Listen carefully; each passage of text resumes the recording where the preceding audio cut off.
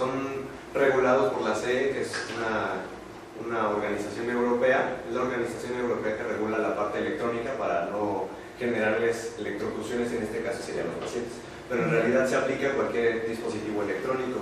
La FDA es un organismo estadounidense que se encarga de regular la parte del Departamento de Salud y entonces ellos se tienen que encargar de ver que el producto, bueno, el prototipo en este caso todavía, porque todavía no cumple todas esas normas, tendría que cubrir esa parte para que fuera comerciable, para poder asegurar que no va a afectar de alguna forma negativa al paciente. La OL también se encarga en esa parte de que haya una interacción correcta entre el paciente, bueno, entre el usuario en este caso, porque son normas más generalizadas, no solamente para equipo médico. Y bueno, también estas son como más internacionales. Aquí en México tendría que cubrir con la norma mexicana y con la CEPRIS. La COFEPRIS. La COFEPRIS se encarga en este caso de asegurar que hubiera la suficiente información y avances, tanto como investigadores, que puedan respaldar que la implementación de estos MEMS o dispositivos micrométricos no fueran dañinos o pudieran producir algún efecto no deseado a futuro. Entonces es como una regulación más estricta de la COFEPRIS. Lo que se implementa por parte de ella se tiene que respetar y se ponen sanciones muy altas a quienes no sigan esas normativas. Bueno, finalmente llegamos a la etapa del prototipo, donde antes me gustaría mencionar, ya se dijo cómo está armado el acelerómetro por dentro, pero no se ha mencionado cómo es que funciona realmente. Tenemos que enfocarnos en nuestras llaves de física, que viene siendo la ley de Hooke y las leyes de Newton, donde precisamente tenemos un resorte por cada plano al cual vamos a medir.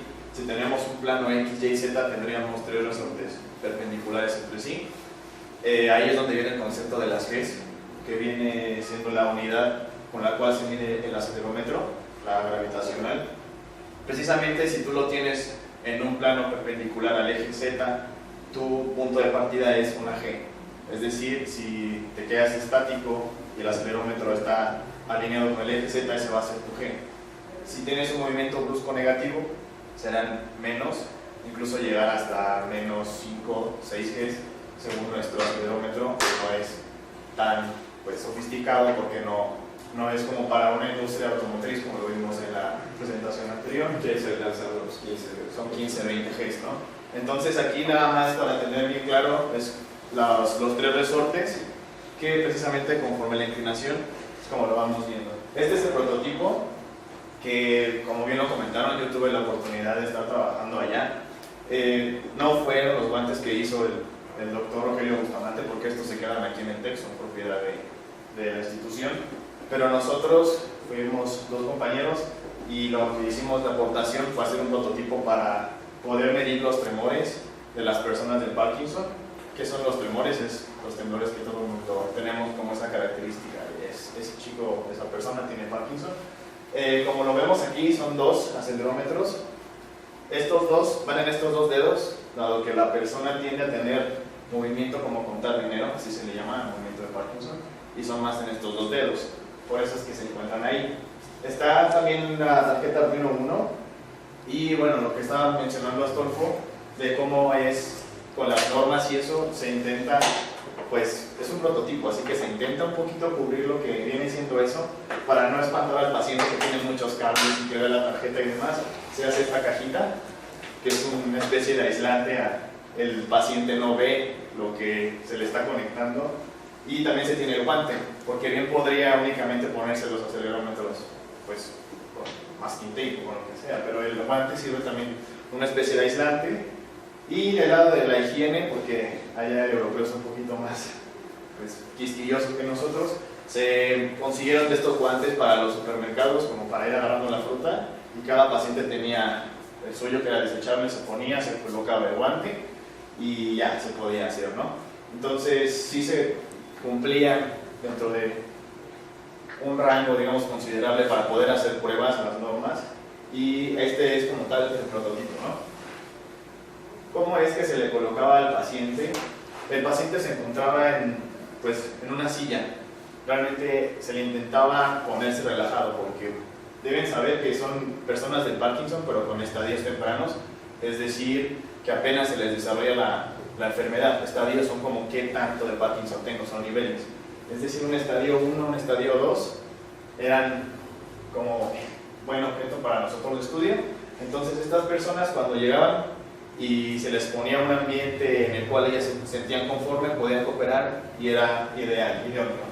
Entonces aquí no se alcanza a ver muy bien porque esto solamente es el guante, como lo podemos ver aquí, donde tiene, yo creo que era 1,5 metros de separación entre el guante y la cajita, que como les digo ahí adentro está todo el cableado y toda la tarjeta.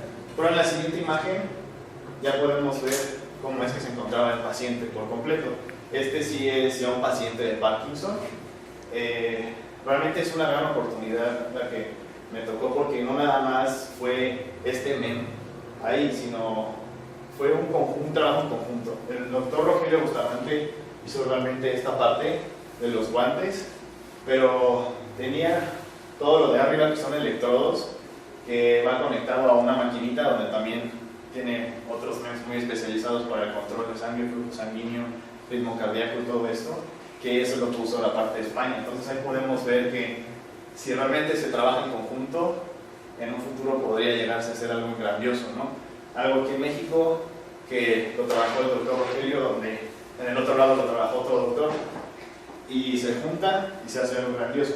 Algo que también cabe mencionar es por qué el Parkinson. Estuvimos viendo y tuve la oportunidad de estar investigando que no nada más es una enfermedad neurodegenerativa como el Parkinson. Justamente igual ahí en España se está trabajando con niños autistas y obviamente en Estados Unidos, siendo muy específico, en el departamento de psiquiatría, el más nombrado es el de Miami, que ahí están haciendo terapias de relajación con tonos binaurales, que es lo que se aplica aquí también. Entonces, si podemos ver un poco cómo está el panorama, no nada más es aquí en México o allá, sino todo el mundo realmente está intentando atacar de una u otra manera este tipo de enfermedades, y qué mejor que con la tecnología que tenemos ahorita, que son los MEMS y en un futuro los NEMS. También para que puedan ustedes acercarse a esto, aquí en el campus, me parece que por el 2004-2005 había un departamento de MEMS, especializado en MEMS, dirigido por el doctor Rogelio Bustamante Bello y por el doctor José Luis Escamilla, donde ahorita solamente está Rogelio Bustamante, pero está justamente en CETEC, segundo piso, y ahí ustedes podrían acercarse y si tienen curiosidad para ver justamente esos guantes que él lo tiene, ¿no? Nosotros tenemos aquí una prueba del prototipo que nosotros hicimos, entonces si me permiten les voy a mostrar cómo esto se hizo. Como un paréntesis, se busca que a futuro se implemente algo que se llama LOG, que son Lab on Chip. Esto permite que son dispositivos de toda escala de centímetros que ya incorporan varias mediciones, ya sea varios sensores, se fabrican como en tubos para tener varios sensores a la vez y poder medir diferentes cosas dependiendo de lo que se necesite. Y se piensa implementar en diferentes pacientes, en hospitales o lugares donde hay escasos recursos y tengan un mejor equipo a un costo muy barato. Este prototipo, como bien se mencionó, es un medidor, no es nada in vitro, no es que le ayude al paciente de alguna manera, pero sí le ayuda al investigador en muchísimo para saber la frecuencia en cómo el paciente tiene los tremores, si se está disminuyendo o no después de una terapia acústica que se hace. Entonces, justamente, pues el MEM solamente es medidor y todo el trabajo fuerte fue en programación, fue en software y justo tanto en Arduino como en MATLAB, donde uno le va programando cuánto tiempo quieres tú medir al paciente. Y bueno, en este caso nada más para fines prácticos y que no se tarde tanto, mediré 20 segundos, en los cuales primero dejaré el guante pues tranquilo, que se vean las gráficas, solamente cómo muestra ese registro.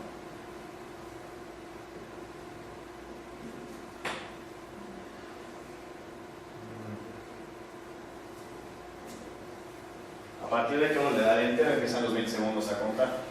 El nombre que lleva el archivo era para un control, ¿no? Era sujeto 1, antes de él, era un control interno que teníamos. Entonces ahí empieza a contar el tiempo, son adquiridos en tiempo real. Cabe mencionar que allá pues eran acelerómetros analógicos, aquí ocupamos uno digital. Ahí podemos ver pues, ya las gráficas. no salieron en tiempo real, pero sí se procesan en tiempo real. O sea, después de esos 20 segundos salen las gráficas y esto es lo que nos proyecta, tanto en el eje Y como en el eje Z, como en el X, ¿no? X, Y, Z. Y bueno, son muy sensibles, muy sensibles. Entonces estos puntitos hay si lo ven aquí, una alteración de 0.05 Hz, que es prácticamente nada, ¿no? Entonces la siguiente que voy a hacer ya será moviéndolo Como un voluntario. o no sé si quiera algún voluntario o algo así, pero es únicamente que se vea que se está moviendo el guante, ¿no? ¿Alguien se anima? Perdón, que no tengo ganas. Eso es así, o sea, a ver, ya está. Yo lo moviendo ahora sí. O sea, que se vea que se mueve el acelerómetro. O sea, lo curioso de esto es que realmente sí se logra observar lo que es lo teórico, ¿no? Porque la teoría dice que la frecuencia que tienen estas personas de tremores son de 3 a 5 Hz.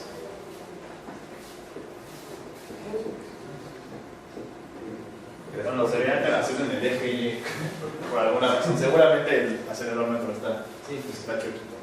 Pero lo curioso aquí es que en esas personas se alcanzaba a apreciar los 3 Hz, los 5 Hz y cómo iban bajando o aumentando de este ritmo, ¿no? Entonces, esta es una de las aplicaciones de los biomems en este campo laboral. Y pues bueno, esto es un medidor, entonces no nada más es lo que habíamos hablado, lo que se había comentado, que algo coclear, algo óptico, sino también nos sirve para medir esas mismas reacciones, ¿no? Entonces no solamente es para que te ayude, sino para ver qué tanto te va a ayudar en el futuro esto. Entonces lo que se comentaba de cuando el hardware alcanza, se supone que se queda atrás. Bueno, aquí tenemos una prueba de que el software ayuda bastante y se pueden complementar bastante bien y es cuando ya se tiene una aplicación, pero que sería un acelerómetro.